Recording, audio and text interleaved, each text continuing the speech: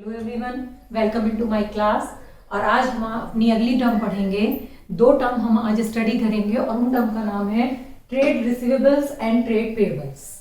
ठीक है, पहली टर्म है हमारी ट्रेड रिसीवेबल्स। क्या होते हैं ट्रेड रिसीवेबल्स?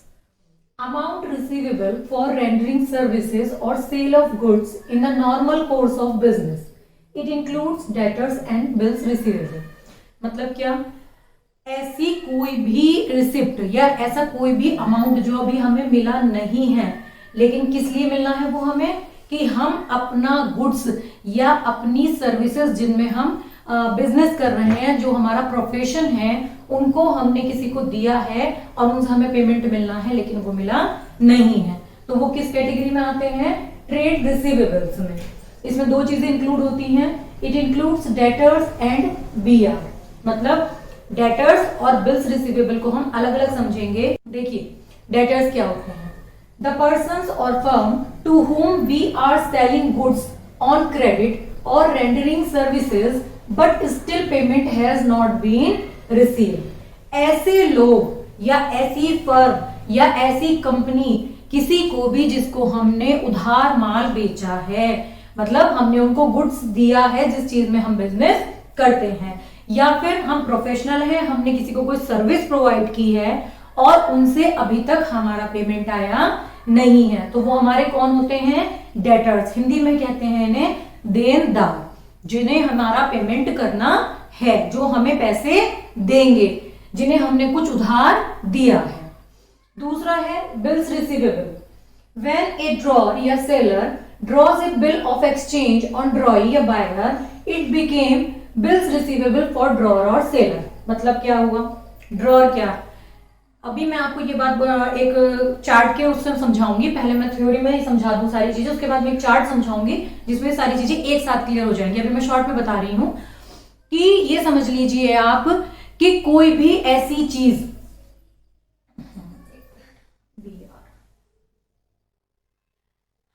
बीआर क्या होते हैं? बीआर क्या है?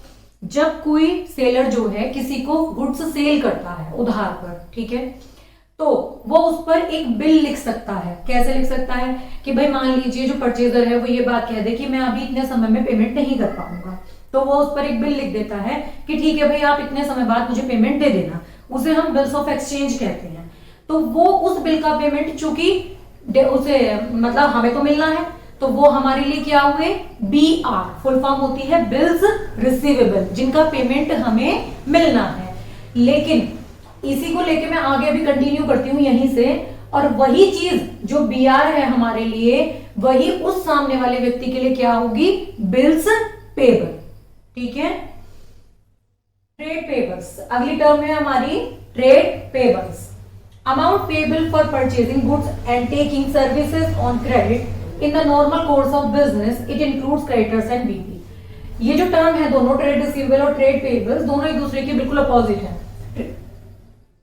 ट्रेड रिसीवेबल्स मतलब trade payables, debtors, creditors, BR, BP. मतलब क्या? जब हम किसी से उधार खरीदते हैं, हम भी तो भाई बिजनेस कर रहे हैं, तो हम भी तो उधार खरीद सकते हैं किसी से। तो जब हम किसी से गुड्स उधार लेते हैं या हम सर्विसेज लेते हैं और उनका पेमेंट नहीं देते हैं, तो क्या होगा उस सिचुएशन में?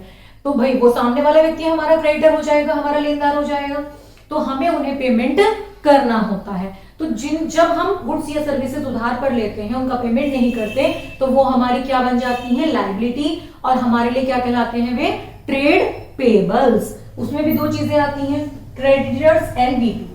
क्रेडिटर्स, हमने जिस व्यक्ति से, जिस फर्म से उधार माल खरीदा है या किसी से हमने उधार सर्विस ली है, उसका पेमेंट हमने अब तक नहीं किया है, वो हमारा लेनदार है। ठीक है, क्योंकि हमें उसे पेमेंट देना है।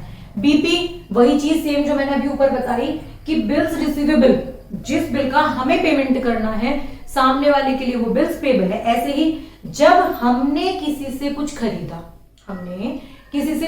और हमने उसका पेमेंट नहीं दिया, तो इट मे बी कि हम भी सामने वाले से ये कहें कि भाई आई एम अनेबल टू पे राइट नाउ, कि मैं अभी नहीं पेमेंट कर सकता हूं, या मैं कर सकती हूं कि मुझे जो है फ्यूचर में अभी मुझे 1 या 2 महीने का समय चाहिए।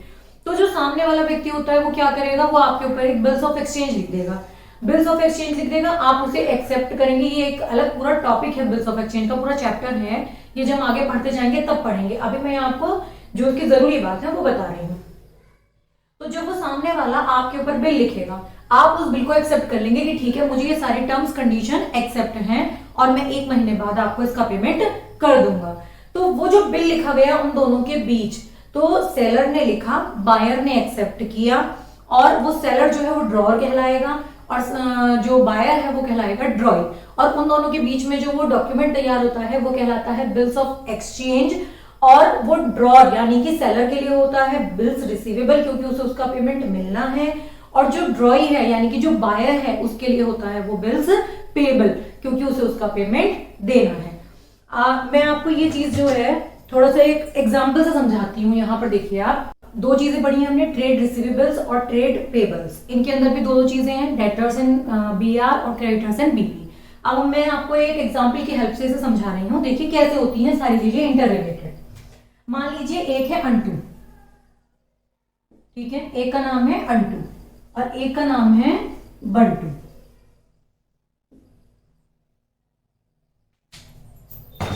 दो है, ये 2 लोग हैं, एक अंटू और एक बंटू। अंटू ने बंटू को गुड्स सेल किए, अंटू ने बंटू को गुड्स सेल किए।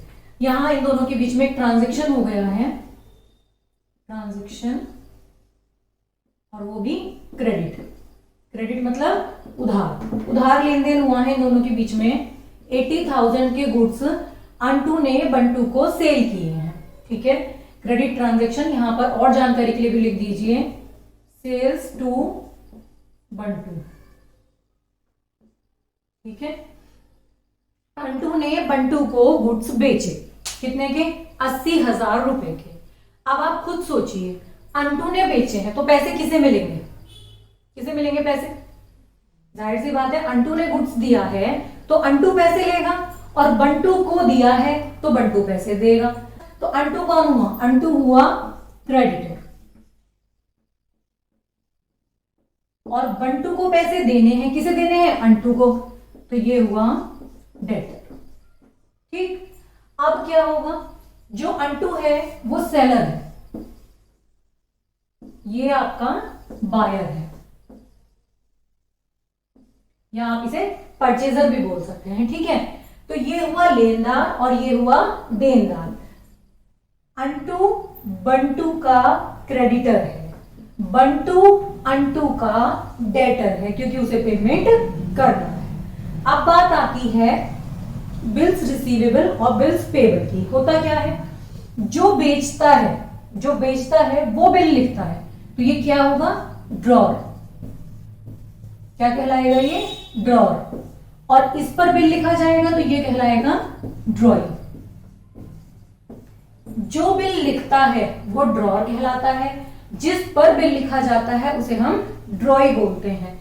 यानी कि अंटू जो है अपने पेमेंट के लिए बंटू पर एक बिल्स ऑफ एक्सचेंज लिखेगा, बिल्स ऑफ एक्सचेंज ये लिखेगा, और ये कहेगा कि भाई आप मुझे, इसका प्रॉपर फॉर्मेट होता है बिल का, कि भाई इतने समय बाद जो है, यानी कि मान लीजिए बंटू कह रहा है मुझे 2 महीने का समय चाहिए, तो अंटू ने कहा ठीक है भाई 2 महीने बाद आप मुझे पेमेंट देंगे। तो जब 2 महीने बाद पेमेंट की बात आती है तो उसके लिए अंटू आज एक बिल लिखेगा, कि जिसे हम बिल्स ऑफ एक्सचेंज कहेंगे, कि भाई आज से इतने दिन बाद बंटू मेरे इतने रुपए का पेमेंट करेगा।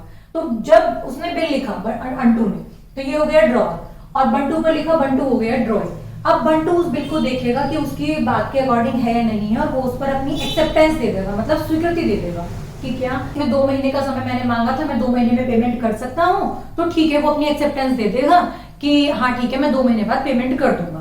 तो इसके लिए, तो ये ड्रॉई है, इसके लिए क्या हो गया? वो इसके लिए वो बन गया bill, bills payable, bills payable, क्योंकि इसे उस बिल का पेमेंट करना है। इसने एक्सेप्ट किया है कि हाँ ठीक है, आज से 2 महीने बाद मैं ये जो पेमेंट मेरे ऊपर ड्यू है इसका पेमेंट कर दूंगा अंटू को, ठीक है। तो इसके लिए हो गया वो बिल्स पेबल, लायबिलिटी हो गई इसकी। और अंटू के लिए क्या हुआ? वो बिल्स रिसीवेबल, बिल्स रिसीवेबल, जिसे हम शॉर्ट में क्या लिख सकते हैं, BR, और इसे क्या लिख सकते हैं शॉर्ट में, BP, यानी कि बिल्स पेबल। तो BR यानी कि बिल्स रिसीवेबल अनटू की क्या हो गई, एसेट, और बिल्स पेबल बंटू की क्या हो गई, लायबिलिटी। मतलब वो उसको देनी है तो उसकी लायबिलिटी हो गई, उसको मिलना है तो उसकी एसेट हो गई। आई थिंक आपको ये कॉन्सेप्ट बिल्कुल अच्छे से क्लियर हो गया होगा। फिर भी अगर आपकी कोई क्वेरी है तो आप कमेंट बॉक्स में छोड़ दीजिएगा। Next topic will be in next class. Thank you student.